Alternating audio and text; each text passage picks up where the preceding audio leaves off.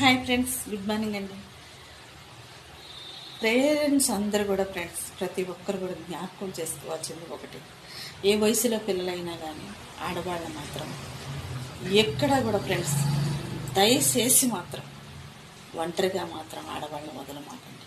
ఎందుకంటే సమాజంలోనే ఉన్నాం, కానీ మృగాలు తిరిగే సమాజంలో ఉన్నాం, సింహాలు తిరిగే సమాజంలో ఉన్నాం.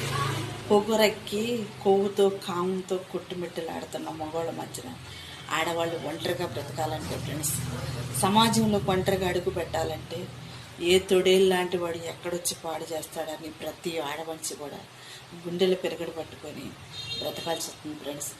చట్టాలు న్యాయాలు అన్నీ కూడా ఫ్రెండ్స్ ఒక్కసారి అలాంటి మృగాలు సత్తే ఏమవుతుందని ఒక్కసారి ఎవరినైనా నిర్దాక్షిణ్యంగా ఉరి వేస్తే ఎదుటవాడు ఎప్పుడైనా కానీ ఆడు సావును చూసి మరొకడు కూడా తన ప్రాణమన్నా తనకు బతకాలని ఆశ పుట్టైనా కానీ ఎదటాడు దాని జోలికి పోకుండా ఉంటాడేమో ఫ్రెండ్స్. సమాజం కూడా కొంచెం ఆలోచించి చూడండి, చట్టాలు కూడా కొంచెం ఆలోచించి చూడండి.